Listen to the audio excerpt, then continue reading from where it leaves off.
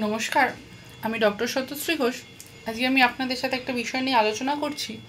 সেটা হলো ছোটদের হাড়ের যত্ন বা ছোটদের হাড়ে কোনো ফ্র্যাকচার বা কী হলে আমরা কি করব না করব, এই বিষয়টা নিয়ে আলোচনা করব। তো যাই হোক, শুরু করা যাক। অ্যাকচুয়ালি ছোটো বাচ্চাদের সমস্যাটা কি বলুন তো, ওরা কিন্তু কিছু বলতে পারে না যে ওদের কি হচ্ছে না হচ্ছে। তাই ওদের বা ওদের যদি হাড়ে বা শুধু হাড়ের কথা কেন, যে কোনো জায়গাতেই কোনো ডিফর্মিটি আসে, সেগুলো কিন্তু আমাদেরকেই বাবা মাদেরই বুঝে নিতে হয়। আমার বাড়িতেও ছোটো বাচ্চা আছে, তাই তার কোনো সমস্যা হলে আমাদেরকে তাদের মুখের ভাষা বা অঙ্গভঙ্গিতেই বুঝে নিতে হয় যে তাদের কি সমস্যা হচ্ছে। তাই হাড়ের কথা বলতে গেলে আগে আসি ছোটোদের হাড়ের গঠনটা কেমন হয়। ছোটোদের হাড়গুলো কী বলুন তো, অ্যাকচুয়ালি গ্রোয়িং বোন, মানে ওদের হাড় তো এখন বাড়ছে। তাই আমাদের বড়দের বা প্রাপ্তবয়স্ক মানুষদের হাড়ের গঠনের সাথে ওদের হাড়ের গঠন এক করলে কিন্তু চলবে না। ওদের কিন্তু মানে একটা ফাইসিস বলে হাড়ের মধ্যে একটা গ্রোথ প্লেট থাকে, যেটা ওদের হাড়ের বৃদ্ধিতে সাহায্য করে। তো আর এটা সবারই থাকে, ছোটো বড়। পেরিঅস্টিয়াম নামে একটা জিনিস থাকে, সেটা মানে হাড়কে কভার করে রাখে। এবার হাড়ের বৃদ্ধিতে বা হাড়কে আঘাত লাগা, এগুলো থেকে যাতে সুরক্ষিত থাকে। আর বাচ্চাদের হাড় কি বলুন তো, যদি কোনোভাবে কোনো আঘাত লাগে, পড়ে গিয়ে বা কোনো কিছুতে আঘাত লেগে কোনো একটা বিকৃতি থাকে, আমরা যদি সেটাকে বুঝতে না পারি, তাদের বয়স বাড়ার সাথে সাথে কিন্তু সেই বিকৃতিটা অন্যরকম অন্য একটা আঘাত নেয়। তাই ওদের হাড়ে আঘাত লাগার জন্য একটু চিন্তা একটু চিকিৎসকের পরামর্শ নেওয়াটা জরুরি।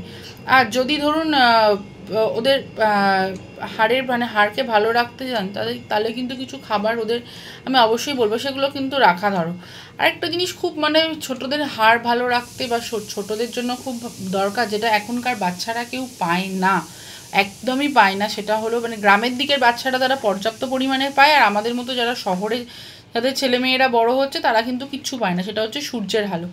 তাদের কিন্তু বেশিরভাগ সময় ওই মোবাইল আর টিভির নেশা। শীতকালে বলুন সারাটা দিন রোদে বসে থাকা, বা গরমকালে ভোরবেলা যে সূর্যের আলোটা, সেটা কিন্তু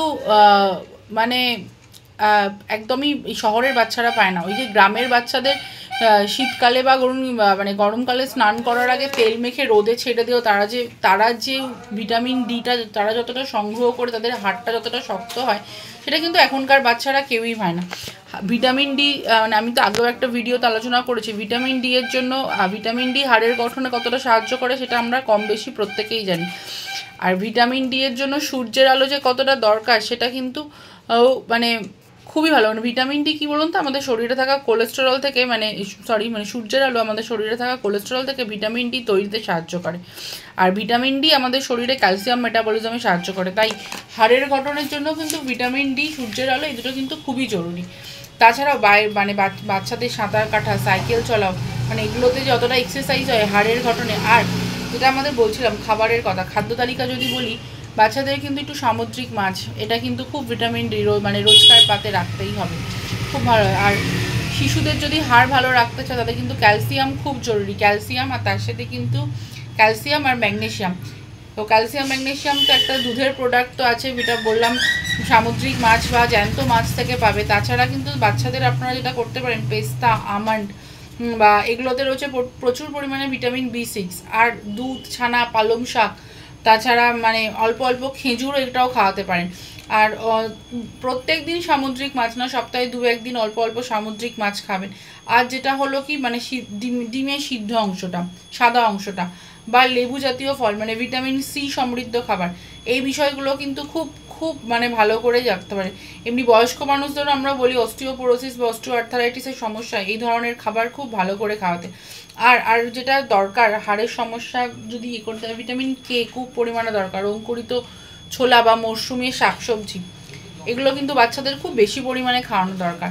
আর যেটা কি খাবে না, অত্যধিক লবণজাক্ত খাবার, অত্যধিক মিষ্টি, অত্যধিক জাঙ্ক ফুড এইগুলো কিন্তু বাচ্চাদের একমাত্র এড়িয়ে চলবেন। আর ধরুন কিছুদিন অন্তর অন্তর বাচ্চাদের ডিওয়ার্মিং করবেন, সেটা হোমিওপ্যাথি ওষুধ হোক বা অ্যালোপ্যাথি ওষুধই হোক। বাচ্চাদের কৃমির ওষুধটা খুব দরকার, ঠিক সময়ের অন্তর্ভালে, অন্ততপক্ষে 6 মাসের অন্তর্ভালে একবার করে বাচ্চাদের দেওয়ার। আর যদি বাচ্চাদের শরীরের উচ্চতা না বাড়ে বা ঠিকঠাক শরীরের গঠন নয়, এই জন্য কিন্তু বাচ্চাদের কৃমির ওষুধটা খুবই দরকার। আর অনেক সময় কি হয়, বাচ্চাদের দেখবেন অনেক বাচ্চাদের ভিটামিনের অভাবে রিকেট মতো রোগ হয়। তো এই রিকেট বা তাছাড়া এগুলো জিনিসে খুব ভালোভাবে কিন্তু বাচ্চাদের চিকিৎসার দরকার আছে। এগুলো কিন্তু ভিটামিনের অভাবেই হয়। আর ধরুন বাচ্চাদের যেটা আমরা খুব করে থাকি, ভুল করে থাকি, সেটা হলো কোনো হাড়ে কোনো চোট লাগলে আমরা কিন্তু সাথে সাথে অনেক রকমের মালিশ করতে থাকি, এটা তেল, ওই তেল, ও সেই তেল। তবে না, মালিশ করার দরকার নেই। হ্যাঁ, হালকা কোনো অয়েনমেন্ট, যেমন আমরা বলি সাধারণত আর্নিকা জেল বা আর্নিকা অয়েনমেন্ট লাগাতে পারেন, তবে প্রচুর মালিশ না। দরকার পড়লে একজন চিকিৎসকের পরামর্শ নিন, বা দরকার হয় যে কোনো হাড়ে চোট লাগলে একটা এক্স রে করিয়ে নিন। তাহলে বুঝতে পারবেন যে বাচ্চাদের কিন্তু ফ্র্যাকচার লাইন যদি খুব সিঙ্গেলভাবেও হাড়ের মধ্যে থেকে থাকে, সেটা কিন্তু পরে খুব বড় আকার ধারণ করতে পারে। এখন হয়তো তারা কিছু বুঝতে পারছে না, বলতে পারছে না, পরে কিন্তু খুব বড় আকার ধারণ করতে পারে। তাই আজকে এইটুকুই। ভিডিওটা কেমন লাগলো জানাবেন। সংক্ষেপে একটা বিষয় নিয়ে আপনাদের সাথে আলোচনা করলাম।